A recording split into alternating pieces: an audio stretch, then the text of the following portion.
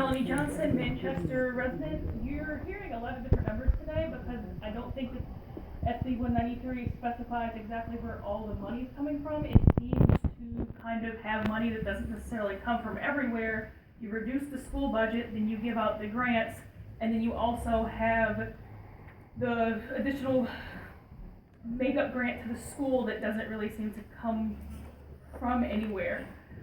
The second speaker talked about fixed costs and said that all fixed costs are variable in the long run. That is technically true. However, the reason that that is because they're variable because you can stop doing them. The state is not going to stop running the public school system. That's just not the case. That's not really on the table.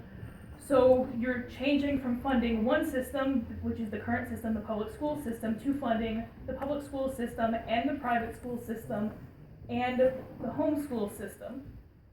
If SB 193 was a savings account, if it gave a tax deduction or something like that, I would support that, but that's not what it is. In reality, it is a payment of tax money to private organizations, being mostly the private schools.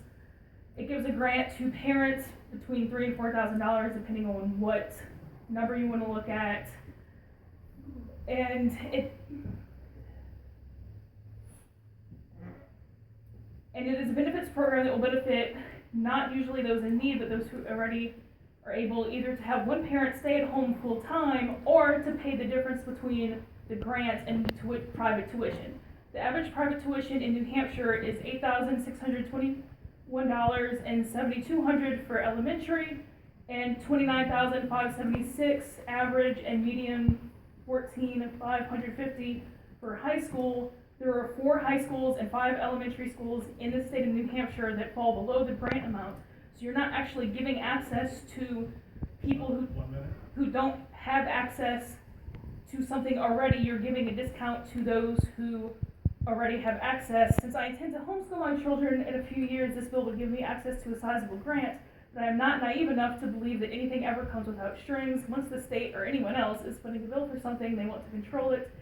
And I oppose this bill due to the control it sets the state to claim over private schools and homeschooling families, and I guess you'll see me again for SB 1263 when I testify against homeschool regs. Thank you for that. So what you're saying is that you oppose the bill because it contains restrictions on homeschooling, for example, that you think are inappropriate. It does contain restrictions. I'm more worried about future restrictions. That's why I personally oppose it, but there is also obviously the fiscal aspect of it saying I'm going to fund 2 systems parallel with no additional money, which doesn't make sense, but my reason for opposing it is the restrictions that are going to come if you're funding something. Very wise. Further questions? And thank you for taking questions, ma'am. Representative Danielson. Thank you, Chairman, and thank you for your testimony this afternoon. Just a question, just clarification.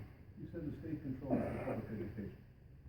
Don't local school boards control public education? Well, okay, so, sorry, I guess that was me using a term too vaguely. The state or subdivisions of the state is what I meant. So you meant the town, the local school boards and local towns. Well, the state does have some control, and the school boards also have control. School boards can't just do whatever they want.